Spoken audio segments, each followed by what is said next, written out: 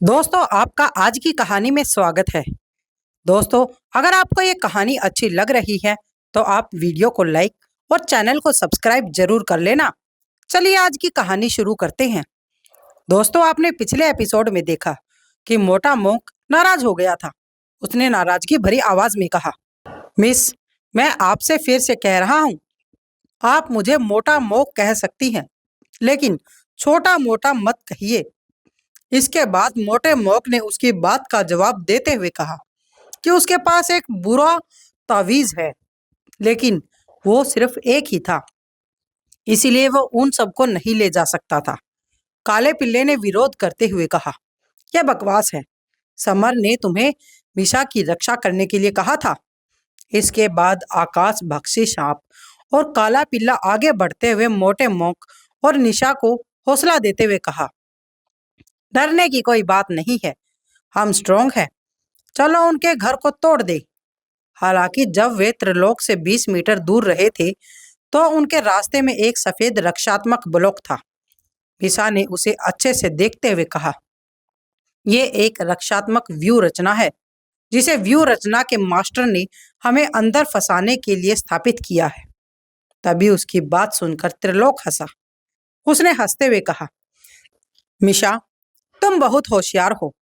मैंने जानबूझकर एक व्यू रचना मास्टर ढूंढा है और तुम सबको फंसाने के लिए एक वाइट लाइट बैटल व्यू रचना सेट की है।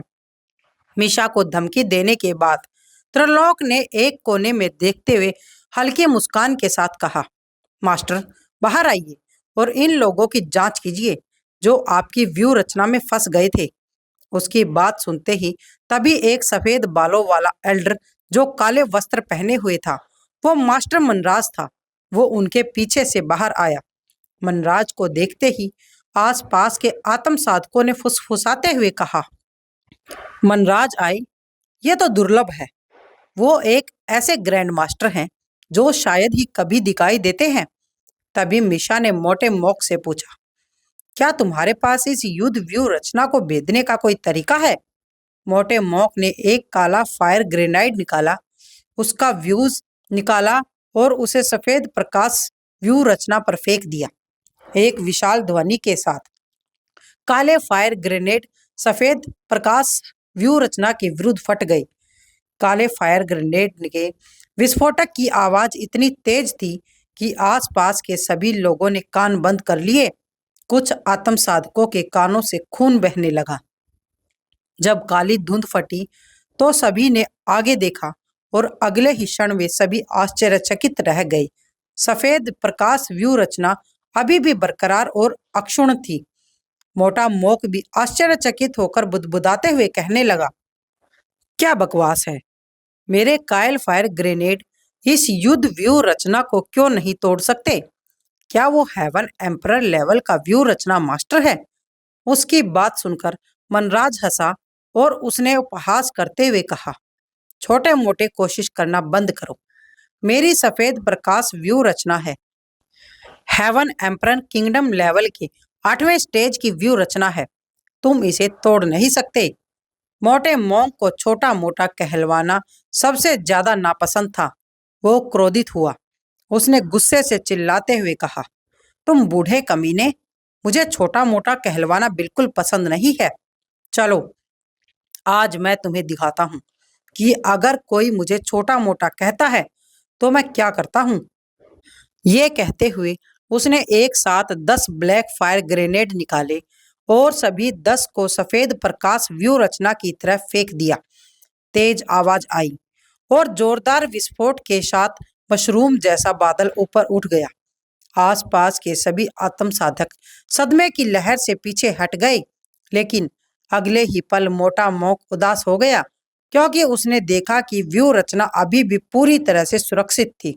तभी काले पिल्ले ने आगे आते हुए कहा, मोटे मोक, इतने इतने ग्रेनेड फेंकने से आपका क्या मतलब था? ये व्यू रचना तो अभी भी वही है। वही आकाश भक्षी सांप ने बीच में ही टोकते हुए कहा, हम यहाँ नहीं रह सकते, हमें बाहर निकलना होगा। उन दोनों ने मिलकर व्यू रचना पर हमला किया, लेकिन वो उस व्यू रचना का कुछ नहीं बिगाड़ सका। उन लोगों की इन हरकतों को देखकर मनराज हंसा उसने उन लोगों का मजाक उड़ाते हुए कहा, मेरी सफेद प्रकाश व्यू रचना आतम हेवन एम्परर किंगडम लेवल के 8वें स्टेज के फाइटर के बराबर पावरफुल है और मेरे सुधार के बाद तो कुछ आतम हेवन एम्परर किंगडम लेवल के 9वें स्टेज के फाइटर से भी रक्षा कर सकती है। तुम लोग इसे बिल्कुल नहीं तोड़ सकते। वो अभी बोल ही रहा था कि तभी हवा से एक ठंडी आवाज गूंजी, क्या तुम्हारी व्यू रचना इतनी पावरफुल है? कौन कहता है कि ये अटूट है? ये आवाज सुनकर मनराज का चेहरा बदल गया था। तभी समर पीछे से बाहर आया। मिशा, काले पिल्ले, आकाश भक्षी सांप और मोटा मोंक सभी ने जब समर को आते देखा तो उनके चेहरे खुशी से भर गए थे। तभी मिशा ने समर को वार्निंग देते हुए कहा, समर सावधान रहो, यह सफेद प्रकाश व्यू रचना काफी पावरफुल है। समर ने उससे हाथ मिलाया और कहा, चिंता मत करो, मैं इसे तोड़ लूंगा और तुम्हें बाहर भी निकाल दूंगा। त्रिलोक समर की उपस्थिति देखकर हैरान रह गया था। उसने चौंकते हुए समर से पूछा, समर, क्या बूढ़े राक्षस चिरंजी ने तुम्हें अभी तक मारा नहीं? तुम उससे कैसे बच सकते हो? लेकिन आगे से समर उपहास उड़ाते हुए कहने लगा। तभी त्रिलोक ने अपने पास खड़े लोगों को ऑर्डर देते हुए कहा, जाओ और उन्हें मार डालो। उसकी बात सुनकर दर्जनों आत्म साधक हथियारों के साथ समर की तरफ दौड़े। उनको अपनी तरफ आते हुए देखकर समर ने बड़ी ही लापरवाही से अपनी फायर एम्परर तलवार निकाली, हवा में एक चाप बनाया और सीधे उन सभी के सिर काट दिए। हर जगह खून ही खून फैल गया था। दर्जनों शव बिना सर के गिरे हुए थे। ये दृश्य देखकर आसपास के सभी आत्म साधक भय से स्तब्ध रह गए। तभी त्रिलोक ने गुस्से से मनराज से कहा, मास्टर, प्लीज एक व्यू रचना स्थापित करें और समर को फंसाएं। उसकी बात सुनते ही मनराज ने दर्जनों लाइफ पावर पत्थर निकाले जो स्वर्गीय देवता ताबीजों से भरे हुए थे। उन्होंने उन पत्थरों को आगे फेंका और एक जाल रचना बनाई जिसमें समर उसके अंदर फंस गया। उसकी इस व्यू रचना को देखकर समर ने तिरस्कार से मुस्कुराया। उसके व्यू रचना ज्ञान के कारण ये व्यू रचना बिल्कुल सरल थी। उसने पत्थरों को देखा और 9वें पत्थर में कुछ खास पाया। ये इस व्यू रचना का मूल था। समर फायर एम्परर तलवार लेकर 9वें लाइफ पावर पत्थर की तरफ बढ़ा और उसे नष्ट कर दिया। 9वां पत्थर टुकड़ों टुकड़ों में हो गया था और रक्षा प्रकाश वेल भी टूट गई। समर ने तलवार से कुछ और वार किए और बाकी बचे पत्थरों को नष्ट कर दिया। समर ने मनराज की तरफ तिरस्कार पूर्वक मुस्कुराते हुए कहा, तुम्हारी ये व्यू रचना मुझे फंसाने के लिए बहुत कमजोर है। उसकी बात सुनकर मनराज क्रोधित हो गया था। उसने दर्जनों तांबे के छल्ले निकाले जिन पर आक्रमण के ताबीज लिखे हुए थे। मनराज ने उन छल्लों को आगे फेंका और एक विशाल तांबे का छल्ला नुमा भाला बनाया। भाला जोरदार पावर ने समर की तरफ बढ़ाया, लेकिन आगे से समर शांत रहा। उसने अपनी दाहिनी फिस्ट से एक विशाल फिस्ट बनाई और जोर से नीचे गिरा दी। फिस्ट ने सीधे तांबे के छल्लेदार भाले के कई टुकड़ों में ही तोड़ दिया था। इस बार मनराज पूरी तरह से चौंक गया। समर की ताकत उसकी कल्पना से ही कहीं ज्यादा थी। इसके बाद समर ने मनराज की तरफ चलना जारी रखा। तभी मनराज ने उत्सुकता से कहा, त्रिलोक, समर को रोको। उसकी बात सुनते ही त्रिलोक ने अपनी तलवार निकाली और समर की तरफ आगे बढ़ा दी। आगे से समर ने अपनी फायर एम्परर तलवार घुमाई और तलवार की एनर्जी के आगे की तरफ काटते हुए एक रेड फायर शेड का रूप दे दिया। फायर शेड ने ब्लेड एनर्जी को जला डाला और त्रिलोक की तरफ दौड़ा। त्रिलोक ने जल्दी से अपने शरीर का एक सफेद रक्षा कवच बना लिया, लेकिन जलता हुआ शेर बहुत पावरफुल था। उसने सीधे रक्षा कवच को चकनाचूर कर दिया और उसे 10 मीटर दूर फेंक दिया। समर ने खुद को जमीन से उछाला और बिजली की तरह वो कुछ ही समय में त्रिलोक के पास पहुंच गया और फायर एम्परर तलवार से बाहर की तरफ वार किया। त्रिलोक जल्दी से एक तरफ हटा, लेकिन तलवार बहुत तेज चल रही थी। फायर एम्परर तलवार ने उसका बायां हाथ कट गया और वो जमीन पर गिर पड़ा। त्रिलोक ने समर पर चिल्लाते हुए कहा, आह समर कमीने, तुमने मेरी बाह काट दी। समर ने अपनी फायर एम्परर तलवार को फिर से त्रिलोक के पीछे की तरफ फेंकते हुए कहा, और अब तुम मर भी सकते हो। त्रिलोक का सिर कट गया और खून बहने लगा। वो जमीन पर गिर पड़ा और उसके जीवन के सारे लक्षण मिट गए थे। पोस्ट एम्परर सेक्ट के सेक्ट मास्टर त्रिलोक मर चुका था। आसपास के आत्म साधक लोग आश्चर्यचकित हो गए और चर्चा करने लगी। उनमें से एक लड़की ने चौंकते हुए चिल्लाते हुए कहा, समर अविश्वसनीय है, उसने एक ही वार में त्रिलोक को मार डाला। वही समर त्रिलोक को मारने के बाद मनराज की तरफ बढ़ता रहा, जो इस समय भयभीत था। मनराज ने समर से रिक्वेस्ट करते हुए कहा, समर, मुझे त्रिलोक के ऑर्डर पर तुम्हारे साथ फाइट करनी पड़ती है। मेरी तुम्हारे साथ कोई भी पर्सनल दुश्मनी नहीं है, इसीलिए क्या तुम मुझे छोड़ सकते हो? आसपास के लोग आश्चर्यचकित थे। व्यू रचना का महामास्टर दया की भीख मांग रहा था। यह तो दुर्लभ बात है। वही समर ने उसकी ये दलील सुनकर नफरत से मुंह बीड़ लिया। समर ने खतरनाक किलिंग इंटेंट्स के साथ मुस्कुराते हुए कहा, बहुत देर हो चुकी है अब तो। ये कहते हुए उसने मनराज की तरफ आगे बढ़ना जारी रखा। मनराज ने समर के खतरनाक किलिंग इंटेंट को भाप लिया था। मनराज ने चिल्लाते हुए कहा, तूफान युद्ध रचना व्यू। यह कहते हुए उसने पवन प्रकार के लाइफ पावर पत्थरों को फेंक दिया और एक तूफान व्यू रचना बनाई। तूफान की हवा की धारे हवा को चीर रही थी, लेकिन समर को जरा भी परवाह नहीं थी। उसने अपनी फायर एम्परर तलवार को आगे की तरफ मारा, जिसमें एक तेज गर्मी वाली ज्वाला की नदी बन गई थी। उसने तूफान को जलाकर राख कर दिया। वे पवन प्रकार लाइफ पावर पत्थर भी फट गए और हवा में गायब हो गई।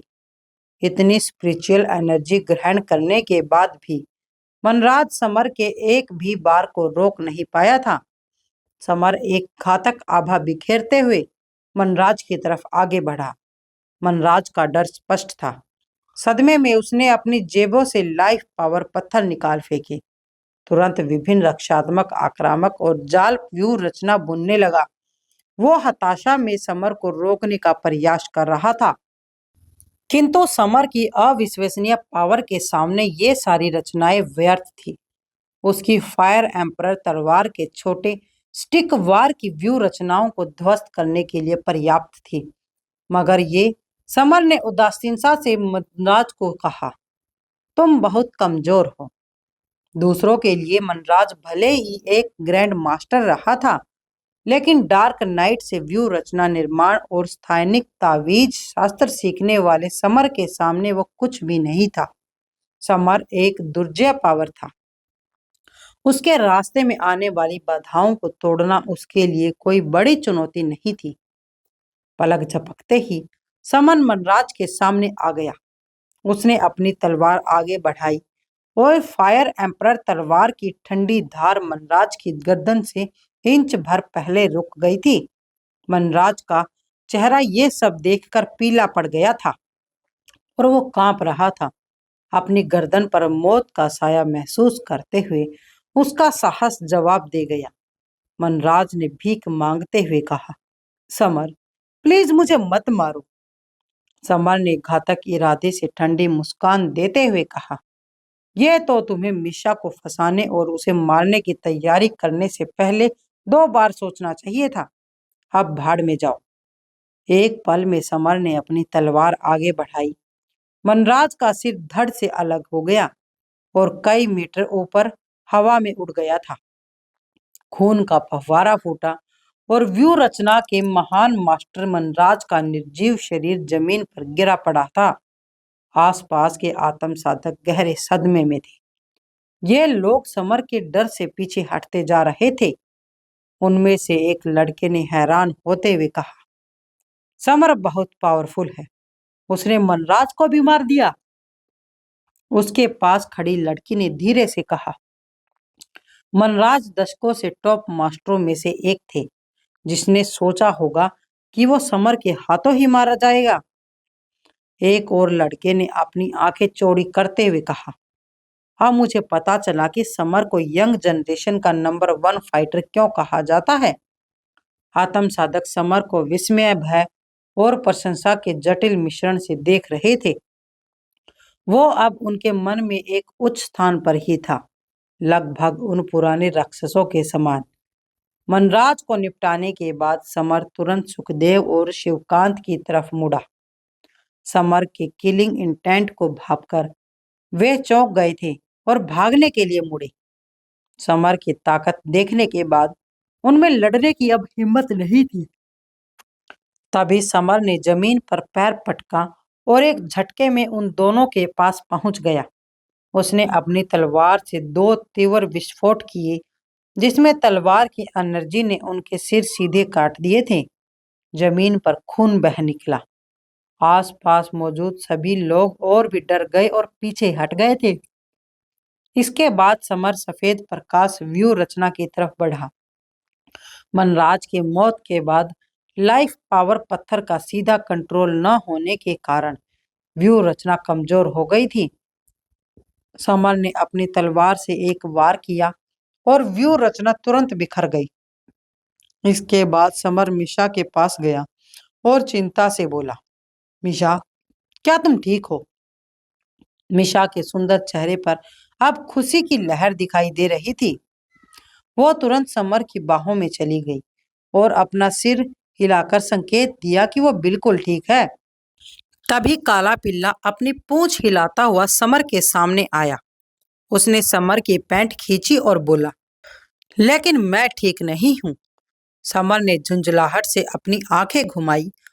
काले पिल्ले सचमुच उस प्यारे पल में दखल देने वाला तीसरा पहिया था। समर ने काले पिल्ले को लात मारकर दूर फेंक दिया, जिससे वो दर्द से कहराता हुआ दीवार की तरफ गिर गया और 1 दर्जन मीटर दूर उड़ गया।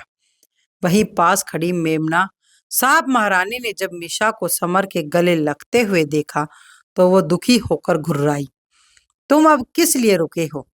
क्या आप तुम्हें लीडर बैच की तलाश में नहीं जाना है? उसकी बात सुनकर समर पलटा। उसने अपनी ईर्ष्या को भाप लिया और मिर्शा को छोड़ दिया था। वहीं मीशा ने जब उस खूबसूरत महिला को देखा और उदास हो गई। उसने अपनी भौहें चढ़ाते हुए मेघना सांप महारानी से पूछा, समर और मेरे बीच तुम्हारा कोई काम नहीं है? आगे से मेघना सांप महारानी ने गुलाब लहराते हुए गर्व से कहा, समर ने मुझे मेघना नदी के बाहर निकाला और मेरी रक्षा का वादा किया है। क्या तुम इस लाल गुलाब को देख रही हो? ये उनकी तरह से एक गिफ्ट है। उसके हाथ का गुलाब देखकर मिशा को अब जलन हुई। वो समर की तरफ मुड़ी और उससे पूछा, मुझे भी एक गुलाब दो। मिशा की जिद देखकर समर मना नहीं कर पाया। उसने अपना सिर हिलाते हुए कहा, ठीक है, अब जब दोबारा मुझे कोई गुलाब मिलेगा तो मैं तुम्हें भी दे दूंगा।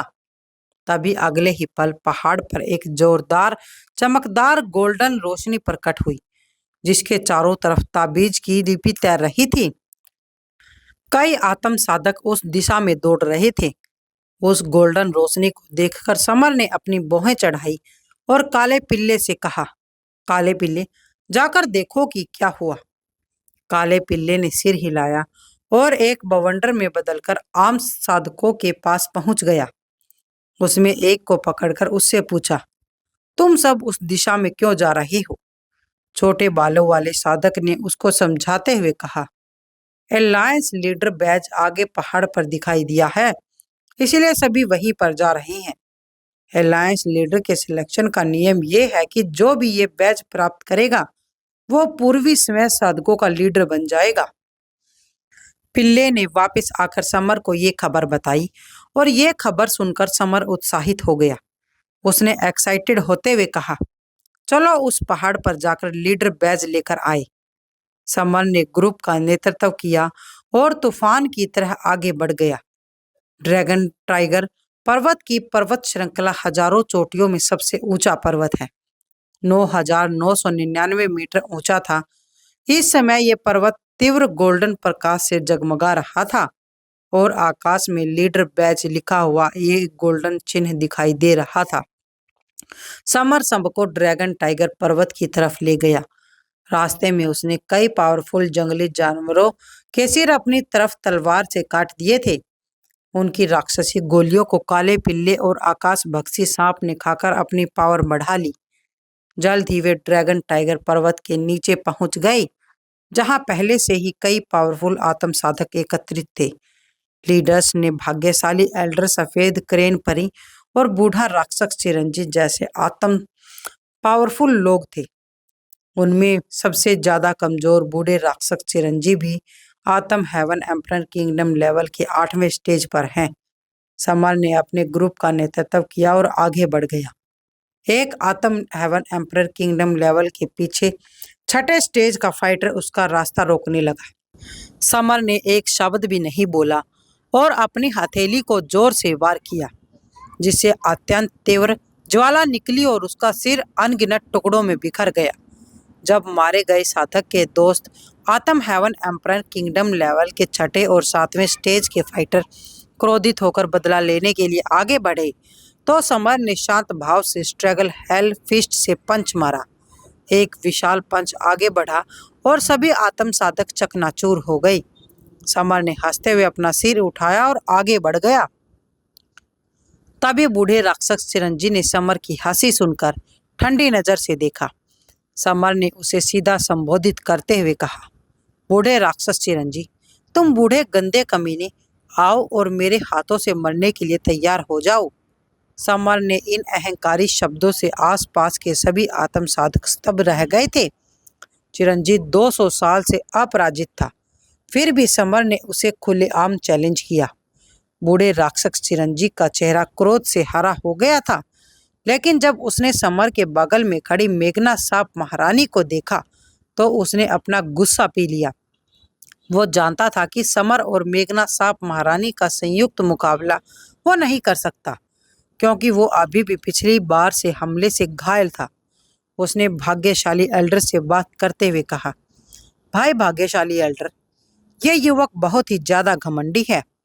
ये भाग्यशाली एल्डर को समर के खिलाफ भड़का रहा था।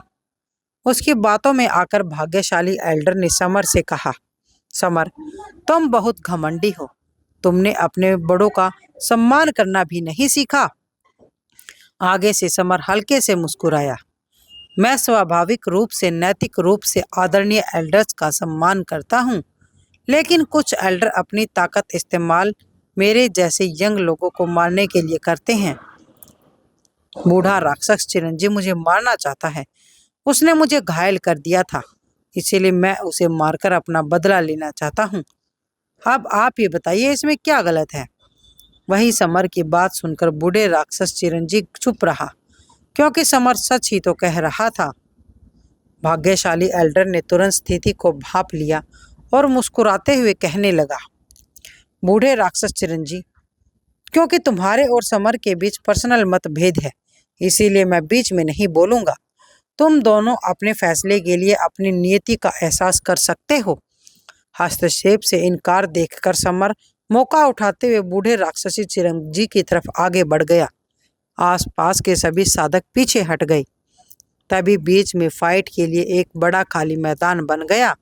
समर बहुत तेजी से आगे बढ़ा और तुरंत चिरंजीव के सामने आ गया।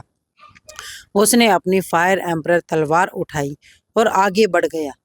तलवार की एनर्जी ने हवा में एक बड़ा छेद कर दिया और रेड फायर एम्परर तलवार एनर्जी को बाहर निकाला। आग के प्रभाव से चारों तरफ के पेड़, पहाड़ और चट्टानें आग के समुद्र में बदल गए थे और लपटों का एक लाल शेर बन गया। बूढ़े राक्षस चिरंजीव की आंखें सदमे से भर गई थी। उसने तुरंत अपना बर्फ का पुल खींचा। भारी बर्फ की एनर्जी निकली और पानी की एक जमी हुई नदी बन गई, जो फायर शेर को बुझाने के लिए आगे बढ़ी। 5 एलिमेंट्स में जल और फायर एक दूसरे के विपरीत थे, लेकिन चिरंजीव समर की फायर एम्परर तलवार की अविश्वसनीय पावर को पहचानने में नाकाम रहा। जैसे ही वो जमी हुई नदी से टकराया, एक जोरदार विस्फोट हुआ। स्वर्ग और पृथ्वी में उथल पुथल मच गई थी और टक्कर वाली जगह पर एक विशाल काला गड्ढा बन गया जो कई हजार मीटर गहरा था। आसपास के सभी आत्म साधक डर के मारे जल्दी से पीछे हट गए। कुछ बदकिस्मत साधक गंभीर रूप से घायल हो गए थे। भीड़ में खड़े एक लड़के ने धीरे से कहा, समर और बूढ़े राक्षस चिरंजी की आक्रमण पावर बहुत ही ज्यादा पावरफुल है। उसके पीछे खड़ी लड़की ने उसकी बात पर रिक्वेस्ट करते हुए कहा, समर कहीं अधिक पावरफुल प्रतीत होता है। वो सिर्फ 20 साल का है और इस लेवल पर मुकाबला कर रहा है। भाग्यशाली एल्डर और सफेद क्रेन परी भी आश्चर्यचकित थे। समर अब चिरंजी के साथ बराबरी पर था, जिसका अर्थ था कि उसके पास लीडर बैच प्राप्त करने का काफी मौका था। तभी समर ने अपनी फायर एम्परर तलवार को लगातार घुमाया, जिससे लाल लपटों की एक किरण बनी जो बूढ़े राक्षस चिरंजी पर भारी पड़ गई और वो मारी गई। चिरंजी ने भी लगातार अपने तरफीले फूल को हिलाया, जिससे जल एलिमेंट की किरणें समर की फायर तलवार एनर्जी से टकराई। समर और बूढ़े राक्षस चिरंजी के बीच अंतहीन लड़ाई हुई। आसमान से लेकर जमीन के नीचे तक हवा और अंतरिक्ष बिखर गए, डायमेंशनल टुकड़ों में बिखर गए। आसपास मौजूद दूसरे आत्म साधक डर से पीछे हटते रहे, क्योंकि वे दोनों के एनर्जी संघर्ष की प्रबल पावर को सहन नहीं कर पा रहे थे। समर सिर्फ आत्म हेवन एम्परर किंगडम लेवल के तीसरे स्टेज का फाइटर था। फिर भी उसकी युद्ध क्षमताएं आज हेवन एम्परर किंगडम लेवल के 8वें स्टेज से कम नहीं थी। उसने अपनी फायर एम्परर तलवार को तलवार एनर्जी की 5 परतों से ढक दिया और उसे आकाश में छोड़ दिया। दूसरे हाथ से उसने स्ट्रैगल हेल फिस्ट से जोरदार पंच मारा, जिससे अंतरिक्ष चकनाचूर हो गया। उसके मुंह से चौथी दहाड़ थंडर लाइटनिंग लॉयन की आवाज निकली। इन 3 हमलों के आगे बूढ़ा राक्षस चिरंजी लगभग निहत्था रह गया। सौभाग्य से उसके पास अभी भी बर्फ का पुल था। अंत में दोनों लाइफ पावर में कंपटीशन करने लगे। समर के पास प्रचुर मात्रा में आंतरिक लाइफ पावर थी, क्योंकि उसने स्वर्गीय अमर मंत्र की प्रैक्टिस की थी, जिससे उसे अनंत एनर्जी प्राप्त करने में मदद मिली। लड़ते हुए वे दोनों ड्रैगन टाइगर पर्वत पर चढ़ गए। ये स्पष्ट था कि दोनों के अपने अपने इंटेंट थे। वे लड़ते हुए लग रहे थे, लेकिन दोनों चुपके से पहाड़ पर लीडर बैच को पकड़ना चाहते थे। आसपास के आत्म साधक उसके असली इरादों को समझ नहीं पा रहे थे। तभी अचानक भाग्यशाली एल्डर के चेहरे के भाव बदल गए। उन्होंने महसूस किया कि समर और बूढ़े राक्षस चिरंजी लड़ते हुए पहाड़ के आधे रास्ते तक पहुंच चुके थे। भाग्यशाली एल्डर ने चिल्लाते हुए कहा, अरे नहीं, समर और बूढ़ा राक्षस चिरंजी एक दूसरे से लड़ते हुए प्रतीत हो सकते हैं, लेकिन वे ड्रैगन टाइगर पर्वत की तरफ बढ़ रहे हैं। वे दोनों लीडर बैज की तरफ बढ़ रहे हैं। जैसा कि कहा जा सकता है कि इंसान का उम्र के साथ साथ एक्सपीरियंस भी बढ़ जाता है। 300 साल के भाग्यशाली एल्डर ने ही अपनी पावरफुल अवलोकन क्षमता के कारण उनके असली इरादों को भांप लिया था। जब सफेद क्रेन परी ने भाग्यशाली एल्डर की बात सुनी, तो उसका आकर्षक चेहरा भी बदल गया। उसे लगा कि समर और चिरंजी की लड़ाई अजीब मोड़ ले रही थी। वे दोनों लड़ते हुए लेडर बैज के लिए चोटी की तरफ बढ़ रहे थे। सफेद क्रेन परी ने अपनी नाजुक बाहों पर बल डालते हुए कहा, हम उन दोनों को ड्रैगन टाइगर पर्वत की चोटी पर नहीं जाने दे सकते, अन्यथा वे लीडर बैच को छीन लेंगे। हम उसे देखने का मौका तक नहीं मिल पाएगा। ये सब बोलने के बाद उसने टेलीपैथी से एक अमर क्रेन को बुलाया। एक 7-8 मीटर लंबा सफेद पंखों से ढका हुआ और एक सफेद चमक से लिपटा हुआ था। सफेद क्रेन परी उस पर कूद गई और क्रेन बिजली की रफ्तार से पहाड़ की तरफ बढ़ने लगा। भाग्यशाली एल्डर भी पीछे नहीं रहा। उसने एक सफेद बादल को बुलाया, उस पर कदम रखा और बिजली की स्पीड से आकाश में उड़ गया। अन्य सभी आत्म साधकों ने भी ज्यादा इंतजार नहीं किया और सभी पहाड़ की चोटी की तरफ आगे बढ़ने लगे। मिशा ने अपने बगल में काले पिल्ले को देखा और कहा, चलो हम भी चले। काले पिल्ले ने अपना सिर हिलाया और मिशा के साथ वेद भी बवंडरों में परिवर्तित हो गए और ऊपर की तरफ बढ़ने लगे। लेकिन आगे से मेघना सांप महारानी ने अपनी आंखें घुमाई और आकाश भक्षी सांप को इग्नोर कर दिया, क्योंकि उसे समर पर क्रश था। उसने अपने छोटे होठ फुलाए, जमीन पर पैर पटका और हवा में उड़ गई। मेघना सांप महारानी बहुत तेज दौड़ी और उसने बाकी सभी आत्म साधकों को पीछे छोड़ दिया। लेकिन जब उसने मुड़कर देखा तो आकाश भक्षी सांप ठीक उसके बगल में था और उसकी स्पीड भी उससे कम नहीं थी। 10,000 आत्म साधक ड्रैगन टाइगर पर्वत पर ऊपर की तरफ बढ़े। ये एक शानदार दृश्य था। हालांकि कुछ ही देर बाद पूरा ड्रैगन टाइगर पर्वत दर्दनाक चीखों से गूंज उठा। सैकड़ों आत्म साधक खून और जख्मों से लथपथ पड़े हुए थे। वे पहाड़ पर चढ़ने की इतनी जल्दी में थे कि उन्हें पहाड़ की चोटी पर लगी मुहर पर ध्यान भी नहीं दिया और मुहर की ताकत ने उन सभी को पीछे धकेल दिया जो उसे तोड़ने की कोशिश कर रहे थे। ड्रैगन टाइगर पर्वत कोई साधारण पर्वत नहीं था। ये एंशिएंट काल में प्रथम दिव्य प्राणियों और पावरफुल दिव्य देवताओं की ट्रेनिंग का पवित्र स्थान था। यहाँ कई पावरफुल संतों और अमर लोगों द्वारा बनाई गई व्यू रचनाएं और प्रतिबंध अभी भी मौजूद थे, ताकि बुरे इरादों वाले लोगों का प्रवेश रोका जा सके। समर पहले भी यहाँ आ चुका था और मुहर से वाकिफ था, इसीलिए उसके लिए ऊपर जाना काफी आसान था। उसके बगल में बूढ़ा राक्षस चिरंजीवी भी 200 साल बूढ़ा राक्षस था, जो व्यू रचना की पारंगत था और इस जगह का जानता भी था। समर और बूढ़ा राक्षस चिरंजी अभी भी लड़ रहे थे और सबसे आगे थे। बिजली के बवंडर की तरफ पर्वत की चोटी की तरफ बढ़ रहे थे। भाग्यशाली एल्डर और सफेद क्रेन परी उनके पीछे पीछे चल रहे थे और जल्द ही उनके करीब पहुंच गए। समर ने अपनी पूरी एनर्जी झोंक दी और पागलों की तरह चोटी की तरफ दौड़ पड़ा। उसे लीडर बैज हासिल करना था, ताकि वो इंडियन आत्म साधक सेक्टों का नेतृत्व का टाइगर ग्रुप आत्म साधना सेक्टों को हरा सके। लेकिन तभी अचानक समर की सिक्स सेंस ने उसे खतरे की वार्निंग दी। उसने तुरंत ही अपना सिर उठाया और आगे देखा कि बूढ़े राक्षस चिरंजी का उठा हुआ हाथ उस पर वार कर रहा था। वही बूढ़ा राक्षस चिरंजी इस बात को लेकर चिंतित था कि कहीं समर पहले ही लीडर बैज प्राप्त न कर ले।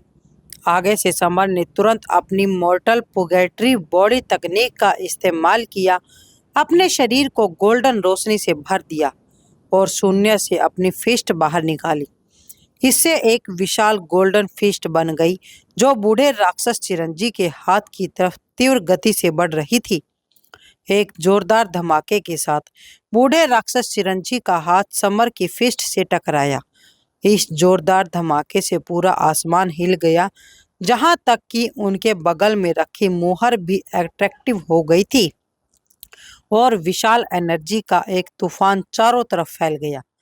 समर ने पंच मारने के बाद हमला जारी नहीं रखा, बल्कि ऊपर की तरफ बढ़ना जारी रखा। वो जानता था कि लीडर बैच सबसे ज्यादा इम्पोर्टेंट है। तभी भाग्यशाली एल्डर और सफेद क्रेन परी की स्पीड भी उससे कम नहीं थी। उन्होंने तुरंत उसे ही पकड़ लिया। बूढ़ा राक्षस चिरंजी भी ठीक पीछे खड़ा था। अब ये चारों एक दूसरे के सिर्फ 10 मीटर की दूरी पर थे और समर लीडर बैच से 100 मीटर दूर पर। समर के रोंगटे अचानक खड़े हो गए, क्योंकि उसे एक ऐसे बड़े खतरे का एहसास हुआ जो उसने पहले कभी महसूस नहीं किया था।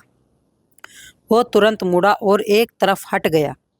जहां वो खड़ा था वहां जमीन पर 2 गहरे गड्ढे दिखाई दे रहे थे। समर का चेहरा ये सब देखकर काला पड़ गया, जब उसे एहसास हुआ कि पीछे से उस पर हमला करने वाले दोनों लोग भाग्यशाली एल्डर और सफेद क्रेन परी थे। समर ने उदास भाव से कहा, भाग्य एल्डर और सफेद क्रेन परी, तुम दोनों ने मुझ पर छिपकर हमला करने की हिम्मत भी कैसे की? उसका स्वर क्रोध से भरा हुआ था। भाग्यशाली एल्डर ने हल्के से मुस्कुराते हुए कहा, समर, हम सभी लीडर बैच के लिए लड़ रहे हैं और कोई रास्ता नहीं है कि मैं तुम्हें इसे लेने दूं। भाग्यशाली एल्डर किसी भी चीज से अधिक लीडर बैच हासिल करना चाहता था ताकि वो इंडिया के आत्म साधक सेक्टरों को कंट्रोल कर सके और इंस्टेंट कॉल में जाने का रास्ता खोज सके। वहीं सफेद क्रेन परी बहुत चतुर थी। जब समर भाग्यशाली एल्डर से बात कर रहा था तो वो सफेद क्रेन पर सवार होकर तेजी से आगे बढ़ी और उन दोनों से आगे निकल गई। समर और भाग्यशाली एल्डर दोनों के चेहरे बदल गए। उनके पास बहस या लड़ाई का समय नहीं था। वे उन्मत्त होकर पहाड़ पर चढ़ने लगे। ड्रैगन टाइगर पर्वत पर वे जितना ऊपर चढ़ते गए, मुहर पर प्रवेश उतना ही ज्यादा पावरफुल और धमकी भरा होता गया। हवा में प्रेशर इतना था कि सांस लेना भी अब मुश्किल हो रहा था। जब सभी लोग पहाड़ पर 8,000 मीटर ऊपर पहुंच गए तो बूढ़ा राक्षस चिरंजीव, भाग्यशाली एल्डर और सफेद क्रेन परी सभी अपने वाहनों से उतर गए और ऊपर की तरफ चलने लगे। क्योंकि प्रेशर बहुत ज्यादा था, स्वर्गीय देवता ताबीज ने हवा को सफेद स्वर्गीय देवता मुहर लिपियों से भर दिया गया था। कम पावरफुल आत्म साधक जमीन पर दब गए, जबकि सिर्फ अधिक पावरफुल आत्म साधक ही समर और अन्य लोगों के पीछे चल सकते थे। दोस्तों, आखिरकार लीडर बैच, बूढ़ा राक्षस, सफेद क्रेन परी, भाग्यशाली एल्डर, मेघना सांप महारानी या समर, इनमें से किसको लीडर बैच मिलेगा? दोस्तों, आगे की कहानी जानने के लिए आप हमारे चैनल को सब्सक्राइब कर लीजिए और वीडियो को लाइक करना बिल्कुल भी मत भूलिएगा। मिलते हैं हमारे इस कहानी के अगले एपिसोड में।